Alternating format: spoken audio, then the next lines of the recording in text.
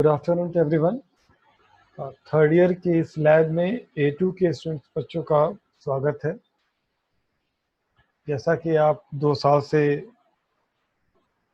हमारे कॉलेज के physics department के लैब्स में एक्सपेरिमेंट करते आ रहे हैं और आप निश्चित ही अच्छे स्टूडेंट्स में से हैं, तभी आप थर्ड ईयर तक पहुँचे हैं। और अगर आपने फिजिक्स लिया है तो इसका मतलब हम ये मान के चलते हैं कि आपको फिजिक्स सब्जेक्ट में इंटरेस्ट है। और इस कारण थर्ड ईयर में न केवल थ्योरी बल्कि जो आपकी लैबोरेटरीज कराई जाएंगी उसका जो स्तर होता है, उसका जो स्टैंडर्ड होगा, वो सेकेंड ईयर और फर्स्ट ईयर के कंपैरिजन में कहीं ऊपर होगा। और आपको कई तरह की ऐसी चीज़ें भी कराई जाएंगी जो आपको करिकुलम का पार्ट नहीं है, पर वो को करिकुलम के तौर पर आपसे कराई जाएगी और समय आने पर आपको उसके बारे में बताया जाएगा। आज हम लोग डिस्कस कर रहे हैं कि कौन से एक्सपेरिमेंट्स को हम आपके साथ कराना चाहेंगे और किस मोड में कराएंगे। जैसा कि आप थ्योरी के क्लास में भी आपने अटेंड किया और आप ये समझ गए हैं कि ये बहुत ही अनप्रेसिडेंटेड सी सिचुएशन है जिसमें हमें आपको पढ़ाने की ज़रूरत पड़ रही है। और ऑनलाइन क्लासेस के अलावा लेबोरेटरीज भी हमने स्टार्ट की है। आपके साथ हो सकता है आपके पास एक से ज़्यादा सब्जेक्ट में से कोई दूसरा सब्जेक्ट भी ऐसा हो जिसके साथ एक एक्सपेरिमेंट हो, या आपके जो साथी जिन्होंने कोई और सब्जेक्ट ले रखा हो उनमें एक्सपेरिमेंट हो, तो आपको ये जानकारी होगी सिवाय फिजिक्स के अभी किसी भी और डिपार्टमेंट ने अपने लैबोरेटरीज किसी भी मोड में स्टार्ट नहीं किया है। ये सवाल आपके मन में जरूर आ रहा होगा कि हमने पहले क्यों स्टार्ट कर दिया और वर्चुअल मोड में लैबोरेटरी कैसे होगी। ये भी एक तरीके का हमारे लिए भी एक एक्सपेरिमेंटेशन है कि हम इसको अच्छे से आपको कम्युनिकेट कर पा रहे हैं कि नहीं, और कुछ दिनों के बाद हम आपका फीडबैक भी लेंगे कि आपको इससे फ़ायदा हो रहा है या नहीं हो रहा है। ठीक है, क्योंकि अल्टीमेटली कोई भी मेथड हम इस्तेमाल इसलिए करते हैं कि आपको उसका फ़ायदा हो। आप इस अनप्रेसिडेंट सिचुएशन के बारे में समझते ही हैं कि पिछला 3 साढ़े 3 महीने का समय निकल चुका है और आपने अभी तक लैब की शक्ल भी नहीं देखी है। बचे हुए समय में कितने एक्सपेरिमेंट आप पूरे कर पाएंगे, ये भी अपने आप में एक प्रश्न है। इसलिए हम ये चाहते हैं कि जब कभी भी हम आपको लैब में बुलाएं और गवर्नमेंट के जो नाम है सोशल डिस्टेंसिंग की 50% सबको बुलाया जाए, तो आपका 30 का बैच है, तो अगर हम 15 को बुलाते हैं तो यानी कि वंस इन ए वीक आपको टाइम मिलेगा। तो आगे आने वाले कितने महीने में कितनी छुट्टियां हैं आपको अंदाजा है, Dussehra, Diwali, Christmas, winter vacation and so on. बहुत टाइम शायद लैब में आने का ना मिले अगर आप रियल एक्सपेरिमेंट करना चाहते हैं। तो इसके लिए ज़रूरी है कि अगर आपको एक दिन का भी मौका मिलता है तो उस एक दिन में आप एक एक्सपेरिमेंट ज़रूर कंप्लीट कर लें, ताकि अगर आने वाले दिनों में 10 वीक्स मिले, जो कि थोड़ा मुश्किल सही है, तो 10 एक्सपेरिमेंट आपके कंप्लीट हो जाए। ठीक है, इसके लिए बेटर होगा कि हर एक्सपेरिमेंट के बारे में आप एक प्रायर रिहर्सल जैसा कर लें, और प्रायर रिहर्सल होगा वो बिल्कुल फुल ड्रेस रिहर्सल जैसा होगा, यानी कि आपको पूरा एक्सपेरिमेंट का लुक और उसका फ्लेवर मिलेगा। फिलहाल हमने 8 एक्सपेरिमेंट चूज़ किए हैं, और चूँकि A2 बैच में मैं एक्सपेरिमेंट करवा रहा हूँ और A3 बैच में डॉक्टर D.K. पांडे एक्सपेरिमेंट करवा रहे हैं। जब लैब रेगुलर फैशन में चला करती थी तो हम दोनों ही इन दोनों बैच में साथ-साथ रहते। तो जो एक्सपेरिमेंट्स हैं उनको हम लोगों ने आपस में शेयर किया है अपनी एक्सपर्टीज़ के हिसाब से, और ये एक लिस्ट मैं दिखा रहा हूँ। इट्स लिस्ट ऑफ एक्सपेरिमेंट, मान के चलिए ये वो एक्सपेरिमेंट है जो वर्चुअल लैब में भी अवेलेबल हैं और आपके कॉलेज के लैब में भी अवेलेबल हैं, और उनको एक्सपेरिमेंट के तौर पे हम करवाएंगे। जिसमें से पहला एक्सपेरिमेंट, जिसको आज मैं शुरुआत भी करूँगा, to determine the resistivity of the semiconductor by 4 probe method. Solid state physics का ये एक्सपेरिमेंट है और ये सेमीकंडक्टर की स्टडी करने की बात करता है। कल ही मैंने आपको सेमीकंडक्टर के बारे में कुछ जानकारी दी है, आज इस एक्सपेरिमेंट में उस जानकारी का आपको लाभ मिलेगा। उसके बाद जो नेक्स्ट एक्सपेरिमेंट है जिसको डॉक्टर पांडे कराएंगे, वो है VI characteristic of the junction diode, यानी पी जंक्शन डायोड और जेनर डायोड दोनों ही ये कराए जाएंगे। पार्ट 1 में हम इसको पढ़ रखा है। तो इन 2 एक्सपेरिमेंट से हम शुरुआत करेंगे। इसके बाद हम बात करेंगे half wave rectification, full wave rectification के बारे में।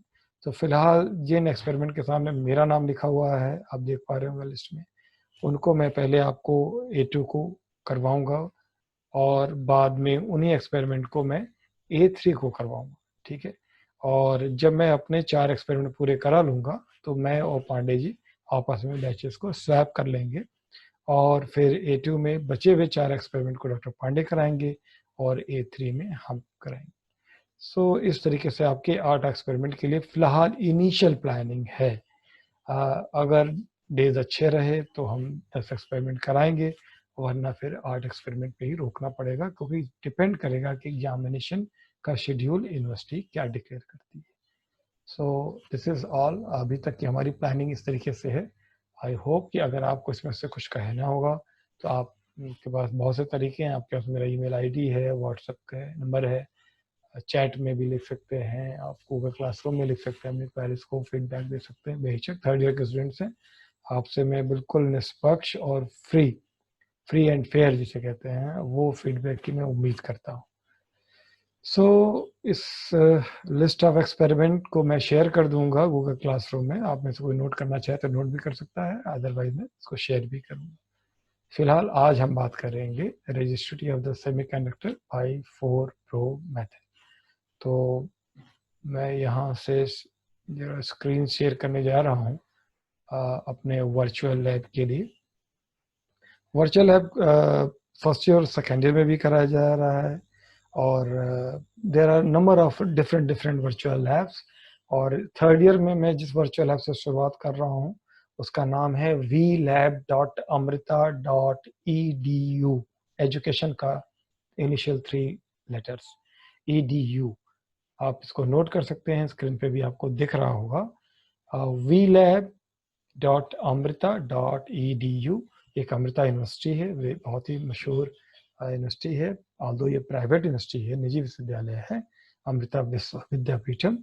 वहाँ के इंजीनियर्स ने इसको डेवलप किया है, डिफरेंट सब्जेक्ट में डेवलप किया है, केमिस्ट्री में भी डेवलप किया है। आप देख ही सकते हैं, आपको सामने स्क्रीन में दिख रहा होगा, biotechnology, biomedical engineer, computer science, mechanical engineering, cyber security और फिजिकल साइंसेस तो खैर है ही।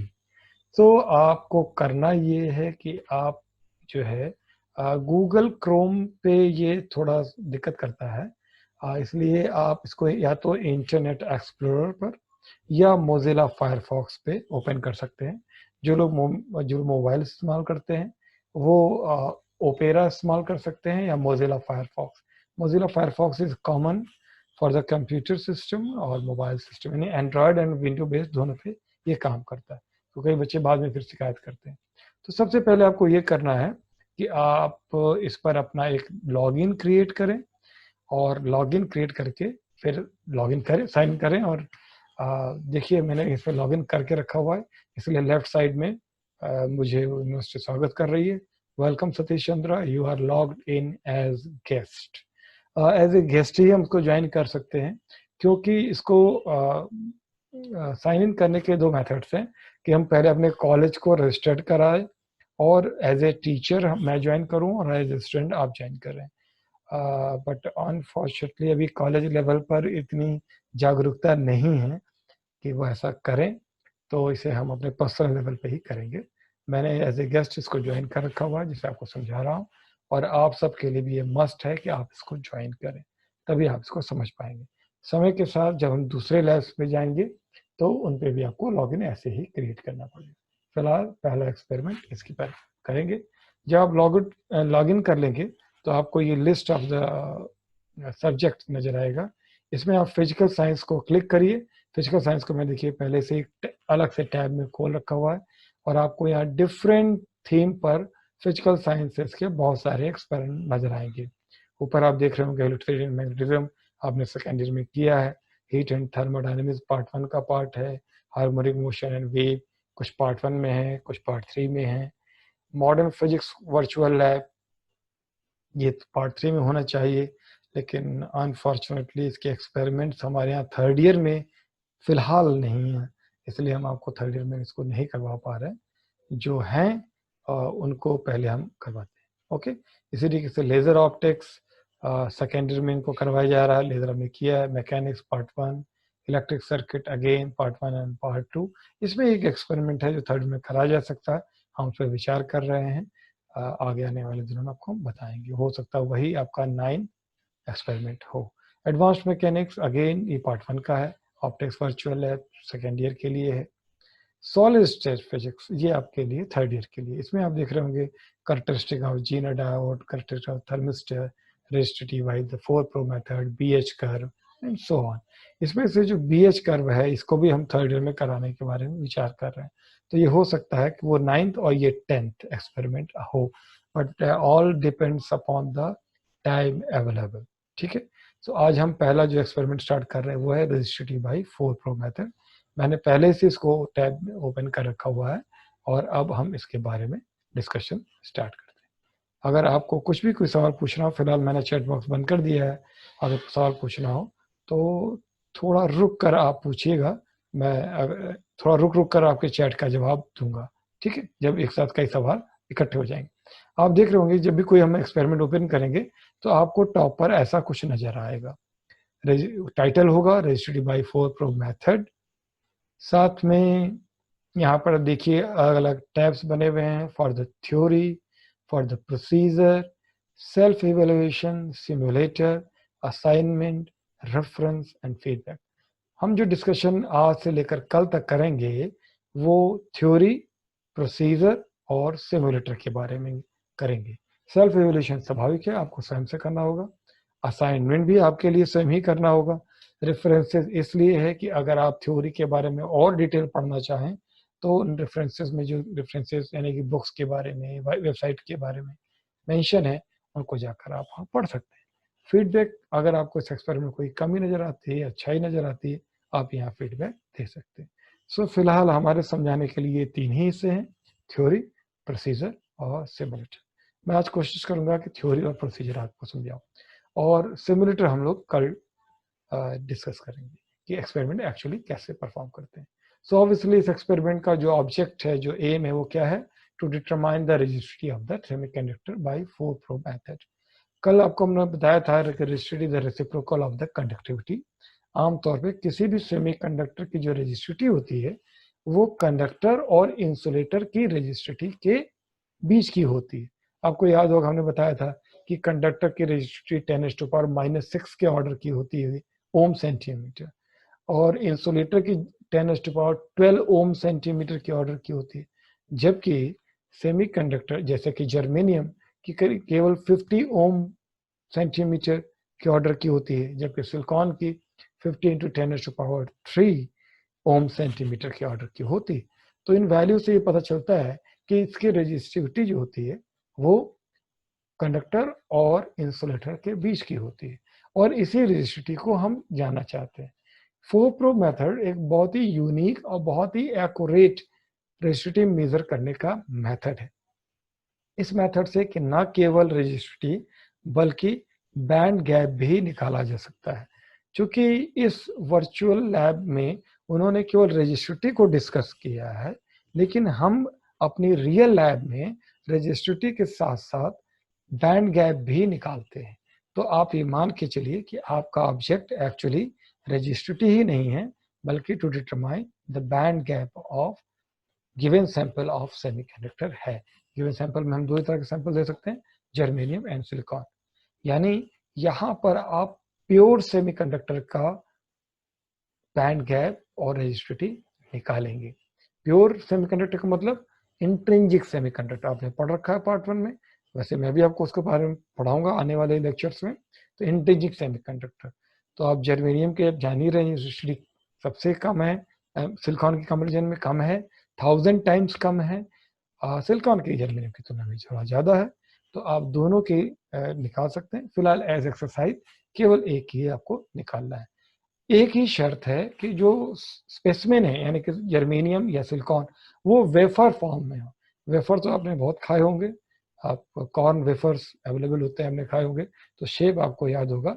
यूँ समझ लीजिए कि एक पतली परत, just like a paper piece, उस तरीके का अगर कोई सैंपल हो, स्पेसिमेन हो जर्मेनियम का या सिलिकॉन का, जो फ्लैट हो, जिसकी थिकनेस उसकी चौड़ाई की तुलना में काफ़ी कम हो, ऐसा थिन वेफर को 4 प्रो मेथड की मदद से रेजिस्टिविटी और एनर्जी बैंड गैप निकाला जा सकता है। सो अब आगे इसकी चर्चा आगे बढ़ाते हैं। ये एक्सपेरिमेंट कैसे काम करता है। इस एक्सपेरिमेंट में हम 4 प्रोब्स लेते हैं। ये खास मटेरियल के बने हुए प्रोब्स होते हैं जिसके थ्रू करंट का फ्लो कराया जा सकता है। आप इस फिगर में देख पा रहे होंगे उन 4 प्रोब्स को दिखाया गया है। इन 4 प्रोब्स को वो जो सैंपल होगा, वो जो वेफर होगा, मान लीजिए जर्मेनियम है, उसका जो वेफर होगा उस वेफर के ऊपर इस तरह से रखते हैं कि उनके अगले सिरे, जो पॉइंटेड सिरे हैं, वो वेफर्स को टच कर जाए। ये एक्चुअली कैसे करते हैं जब हम आपको सिमुलेटर दिखाएंगे तो हम आपको दिखाएंगे। तो आप यूं समझ लीजिए कि आपके पास 4 पिन जैसी हैं जो बिल्कुल कोलिनियर हैं और उनके बीच में सेपरेशन इक्वल है। इन सभी प्रोब्स के बीच में जो सेपरेशन होता है उसको हम एस से डिनोट करते हैं और ये जो एस की वैल्यू है ये आगे आपको कैलकुलेशन में काम आएगी। तो आपके पास जो आपको लेबोरेटरी में जो एक्सपेरिमेंट करने के लिए 4 प्रोब दिया जाएगा उसमें इस एस की वैल्यू 2 mm होती है। होती क्या है, ठीक है। अब ये एक्सपेरिमेंट कैसे परफॉर्म करते हैं। इसमें से अगर मान लीजिए 4 जो 4 प्रोब्स हैं इनका हम नंबरिंग कर दें लेफ्ट टू राइट 1 2 3 4, तो 1 to 4 इनके बीच में हम डीसी करंट का फ्लो करते हैं। तो डीसी करंट के लिए आपको एक करंट सोर्स की आवश्यकता होगी, कांस्टेंट करंट पावर सप्लाई की आवश्यकता होगी। कितना करंट फ्लो कराना है ये आप फिक्स कर सकते हैं। ये कुछ मिली एम्पियर हो सकता है, 1 मिली एम्पियर, 2 मिली एम्पियर या 5 मिली एम्पियर, बहुत ज़्यादा नहीं, लेकिन 5 मिली एम्पियर तक इज ओके, आप उसके अंदर फ्लो करा सकते हैं। तो जब आप करंट फ्लो कराएंगे तो बाहर का जो वायर है वो तो चलिए कंडक्टर है, लेकिन प्रोब 1 से होकर जाने वाला इलेक्ट्रॉन से भी कंडक्टर से अगर पास होगा तभी वो प्रोब 4 तक पहुंच पाएगा। तो ऐसा तो है नहीं कि एकदम सीधा रास्ता ही ले लेगा 1 to 4 जाने के लिए। वो पूरे सेमीकंडक्टर वेफर के थ्रू, पूरे वेफर के थ्रू वो इलेक्ट्रॉन का फ्लो होगा, ठीक। और अगर ये सेमीकंडक्टर थोड़ा भी कंडक्टिविटी को सपोर्ट कर रहा होगा तभी करंट 1 to 4 फ्लो कर पाएगा, क्योंकि ये सेमीकंडक्टर है, ठीक है। तो ये तो हमने करंट फ्लो कराने का एक स्कीम बना लिया 1 to 4, लेकिन इस करंट को मेजर करना भी आवश्यकता है। तो इसलिए एक आप देख रहे होंगे लेफ्ट साइड में ए लिखा हुआ है, एक एमीटर लगाते हैं जो कि करंट को मेजर करता है। क्योंकि करंट मिली एम्पियर के ऑर्डर का है तो यहाँ पे ऑब्वियसली मिली एमीटर का इस्तेमाल किया जाता है। आपके इस एक्सपेरिमेंट डिजिटल मिली एमीटर का इस्तेमाल किया जाएगा। वो यहाँ वर्चुअल लैब में भी डिजिटल मिलीमीटर है और जब आप एक्चुअल लैब में, जब आप लैब में पधारेंगे तो वहां भी आपको डिजिटल मिलीमीटर मिलेगा। आगे जो प्रोब 2 और 3 है उसके अक्रॉस एक वोल्ट मीटर लगाते हैं, उसको हम बोलते हैं high impedance volt meter. High impedance मतलब जिसका रेजिस्टेंस ज्यादा हो, है ना। इंपेडेंस आप जानते हैं जेड, है ना। जेड क्या होता है, root R square in bracket XL minus XL whole square. So that impedance that should be high. तो ये जो वोल्ट मीटर है वो प्रोब 2 और 3 के अक्रॉस लगाते हैं, क्योंकि अगर करंट 1 to 4 ना, प्रोब 1 से 4 के बीच में करंट फ्लो कर रहा हो तो प्रोब 2 to 3 के बीच में एक पोटेंशियल डिफरेंस क्रिएट होगा। वो पोटेंशियल डिफरेंस कितना क्रिएट हुआ उसको हम वोल्ट मीटर की मदद से मेजर करते हैं। तो अगर करंट 1 to 4 फ्लो करेगा तभी 2 to 3 यानी प्रोब 2 और 3 के बीच में पोटेंशियल डिफरेंस क्रिएट होगा, तो और तभी आप वोल्टेज नाप सकेंगे। तो अब आप एक्सपेरिमेंट कैसे करते हैं, ठीक है। एक चीज और जिसको बताना मैं मिस कर गया, जो वेफर होगा उसमें प्रोब्स के बीच की दूरी को हम एस कहते हैं और जो वेफर की थिकनेस होगी उसको हम डब्ल्यू कहेंगे। जो करंट फ्लो करेगा उसको हम आई कहेंगे। जो वोल्टेज उसकी वजह से डेवलप करेगा उसको हम वी कहेंगे। चलिए अब आगे बात करते हैं। सो अगर एक कंडक्टर होता, मान लीजिए कॉपर होता, सिल्वर होता, एल्युमिनियम होता, एक कंडक्टर होता, तो आप इस फॉर्मूले से परिचित होंगे, R is equal to rho L by A. यानी कि एक मान लीजिए स्पेसिमेन है, एक वायर है जिसका एरिया क्रॉस सेक्शन ए है, उसकी लेंथ एल है, तो जो रेजिस्टेंस होगा वो लेंथ के प्रोपोर्शनल होगा और एरिया क्रॉस सेक्शन के इनवर्सली प्रोपोर्शनल होगा। इस कारण जब आप इसको इक्वल करते हैं तो एक कांस्टेंट लेकर आते हैं जिसको आप रो कहते हैं। आपने जब पढ़ा होगा तो इस रो को क्या कहा था, स्पेसिफिक रेजिस्टेंस। आपको याद होगा हमने बताया था कल भी लेक्चर में कि इसी स्पेसिफिक रेजिस्टेंस को इलेक्ट्रॉनिक्स में रेजिस्टिविटी कहते हैं, जो कंडक्टिविटी का रेसिप्रोकल होता है। तो फिलहाल यहाँ जो फॉर्मूला लिखा है फॉर्मूला नंबर क्वेश्चन नंबर 1 में, ये क्या है, रेजिस्टिविटी ऑफ द कंडक्टर, और इसका यूनिट क्या होगा, ओम मीटर। ठीक है, अब हम बात करते हैं सेमीकंडक्टर। सेमीकंडक्टर में क्या होगा, या काफी कुछ थ्योरी में इसमें लिखा हुआ है, मैं इसको थोड़ा सा समराइज कर देता हूँ। देखिए, सेमीकंडक्टर में कंडक्टर की तरीके से बिहेवियर नहीं होता कि वो लेंथ पर और एरिया पर डिपेंड करे। होता ये है कि आपको याद होगा कि सेमीकंडक्टर में हम ये बताते हैं कि उसमें दो बड़े इंपॉर्टेंट एनर्जी लेवल्स जो कि बाद में क्रिएट होकर एनर्जी बैंड कहलाते हैं होते हैं। एक होता है वैलेंस बैंड। वैलेंस बैंड क्या होता है, लास्ट पार्शियली फिल्ड बैंड होता है जिसके अंदर इलेक्ट्रॉन होते हैं, पर वो कंडक्शन नहीं कर सकते। क्यों, क्योंकि वो अपने स्ट्रक्चर जो स्ट्रक्चर है उसके साथ बाउंडेड होते हैं, यानी वो न्यूक्लियस के अट्रैक्टिव फोर्स में होते हैं, इसलिए वो कंडक्शन नहीं कर सकते। लेकिन उसके ठीक ऊपर एक और बैंड होता है जो कंप्लीटली एम्प्टी होता है, उसके अंदर कोई इलेक्ट्रॉन नहीं होता। कब, अगर टेम्परेचर 0 डिग्री केल्विन हो, तो 0 डिग्री केल्विन पे कंडक्शन बैंड पूरी तरह से खाली होता है। इस कंडक्शन बैंड और वैलेंस बैंड के बीच का जो गैप होता है, इसको हम बोलते हैं एनर्जी बैंड गैप। कल के आप लेक्चर को याद करिए, वहां इसको डिस्कस किया गया है, मैंने वीडियो भी अपलोड किया है, वहां भी आप जाकर देख सकते हैं। ये देख के थोड़ा अच्छा नहीं लग रहा कि आपके 30 के बैच में केवल आज 15 बच्चों ने आज के लैब को ज्वाइन किया। अगर आप लैब को सीरियस नहीं ले रहे हैं तो मुझे लगता है कि फिर आगे आने वाले दिनों में आपको दिक्कत होगी। ओके, जो लोग ज्वाइन कर चुके हैं उनके लाभ की बात करते हैं। तो अगर हम टेम्परेचर को बढ़ाएं, मान लिया रूम टेम्परेचर तक भी आ गए, रूम टेम्परेचर मान लिया हमने 300 केल्विन कहा, तो वैलेंस बॉन्ड से कुछ इलेक्ट्रॉन निकलकर कंडक्शन बैंड में जा सकते हैं। जो वैलेंस बैंड से इलेक्ट्रॉन निकलकर कंडक्शन बैंड में जा सकते हैं, और उसकी वजह से वैलेंस बैंड में होल क्रिएट हो जाती है, वैकेंसी क्रिएट हो जाती है, जिसको हम होल कहते हैं। ये होल वैलेंस बैंड के अंदर, जो कि न्यूक्लियस के साथ तो बाउंडेड है नहीं क्योंकि अपोजिटली चार्ज है न्यूक्लियस के कंपेरिजन में, तो वो मोशन कर सकते हैं। सो उनकी वजह से, होल के मोशन की वजह से भी करंट का फ्लो होता है, जिसे कहते हैं कि पॉजिटिव चार्ज फ्लो। और जो कंडक्शन बैंड में इलेक्ट्रॉन गए हैं वो तो they are free to move, they will act like a free electron, और उनकी वजह से भी करंट का फ्लो हो सकता है। तो दो तरह के करंट फ्लो कर सकते हैं, electron current in conduction band, hole current in valence band. ठीक, ये क्यों संभव हो पाया सेमीकंडक्टर में, इंसुलेटर में क्यों नहीं संभव हो पाया, क्योंकि जो उनके बीच का जो गैप है, जिसको आप एनर्जी बैंड गैप कह रहे हैं, ये 1 इलेक्ट्रोवोल्ट से भी कम है। जर्मेनियम के बारे में कल हमने बात की थी, 0.7 इलेक्ट्रोवोल्ट के आसपास होता है। सिलिकॉन के बारे में 1.1 इलेक्ट्रोवोल्ट के आसपास होता है, डिपेंड अपॉन द टेम्परेचर। जैसे जैसे आप टेम्परेचर को बढ़ाएंगे, कल आप याद कीजिए, आपको कोई मैं टर्म बताया था, नेगेटिव टेम्परेचर कोफिशिएंट। जैसे जैसे टेम्परेचर बढ़ाएंगे वैसे वैसे ज्यादा से ज्यादा इलेक्ट्रॉन वैलेंस बैंड को छोड़कर कंडक्शन बैंड में जाएंगे, और इसकी वजह से कंडक्टिविटी बढ़ेगी, और कंडक्टिविटी बढ़ने का मतलब रेजिस्टिविटी घटेगी, क्योंकि रेजिस्टिविटी कंडक्टिविटी के इनवर्सली प्रोपोर्शनल होता है। So with the increase in temperature resistivity decreases, इसलिए हम कहते हैं नेगेटिव टेम्परेचर कोफिशिएंट। सो यहाँ पर रेजिस्टिविटी कोई एल पर या ए पर इन पे डिपेंड नहीं कर रही है, बल्कि वो किस पे डिपेंड कर रही है, वो टेम्परेचर पे डिपेंड कर रही है। और किस पे डिपेंड कर रही है, एनर्जी बैंड गैप पे डिपेंड कर रही है। एनर्जी बैंड गैप जितना कम होगा उतना ही इलेक्ट्रॉन को वैलेंस बैंड से निकलकर कंडक्शन बैंड में जाना आसान होगा। अब हम दो फार्मूले की बात करते हैं।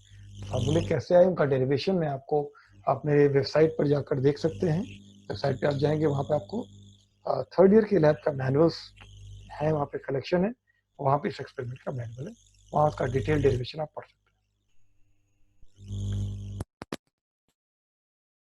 तो मेरी आवाज में कोई दिक्कत हो तो आप मुझे चैट बॉक्स में लिख सकते हैं।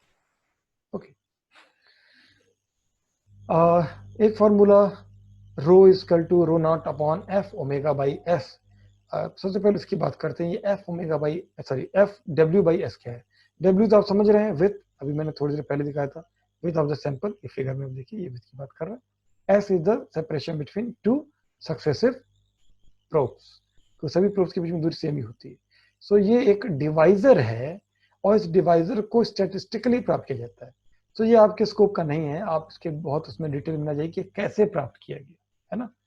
इसकी वैल्यू करीब 5 if I am not wrong 5.79 होती है या 69, मैं थोड़ा मिस करूँ, मैं देख के बता देता हूँ आपको। 10 मिनट जैसा बताया, मैं इसको जरा मैं फिनिश कर लेता हूँ। और रो नॉट जो ऊपर लिखा है, न्यूमरेटर में लिखा हुआ, that rho naught, equation number 3 देखिए, is equal to V by I into 2 pi S। V वो वोल्टेज है जो आप मेजर करेंगे, potential difference across probe 2 and 3, I is the current flowing between probe 1 and 4, और S क्या है, separation between 2 successive probe. तो अगर आपको आप V मेजर कर लें, I तो आपने पहले ही फिक्स कर रखा होगा, आपने मान लीजिए 2 मिली एम्पियर फिक्स कर दिया है, और उसके करस्पॉन्डिंग V को मेजर कर लें, S कांस्टेंट ही है, तो आप रो नॉट जान सकते हैं, तो न्यूमरेटर पता लग गया। और F ओमेगा बाई S एक डिवाइजर है, इसकी फिक्स वैल्यू होती है, जैसे मैंने बताया, उसकी वैल्यू अगर आप सब्स्टिट्यूट कर दें तो रेजिस्टिविटी आप मेजर कर सकते हैं। रेजिस्टिविटी अगर मेजर हो गई, अगर आपने रेजिस्टिविटी को जान लिया, तो एक फॉर्मूला देखिए और लिखा हुआ है question number 4, resistivity rho is equal to A exponential EG upon 2KT। A तो कांस्टेंट है, इसकी वैल्यू मैं आपको थोड़ी देर बताऊंगा, मैनुअल में मेंशन है। EG is the band gap, T is the temperature, K is the Boltzmann constant, जिसकी वैल्यू 8.6 into 10⁻⁵ इलेक्ट्रोवोल्ट पर केल्विन होती है। सो अगर आपने रो प्राप्त कर लिया इक्वेशन 2 की मदद से, तो आप EG भी प्राप्त कर सकते हैं, प्रोवाइडेड कि आपको T पता हो, टेम्परेचर पता हो, यानी कि टेम्परेचर भी मेजर करने की चीज हो गई। तो यानी आप क्या मेजर करेंगे, आप वोल्टेज, करंट, ये दो चीज मेजर करेंगे। S is given, FW/S is given, और जब आप ये पता कर लेंगे तो रो पता चल जाएगा। रो पता चल जाए तो अब आप टी को मेजर कर लीजिए, तो टी मेजर कर लिया, रो आपने कैलकुलेट कर लिया, तो आपको ईजी पता चल जाएगा। अल्टीमेटली आपको एनर्जी बैंड गैप निकालना है, यहां तक आपको आना है, ठीक है।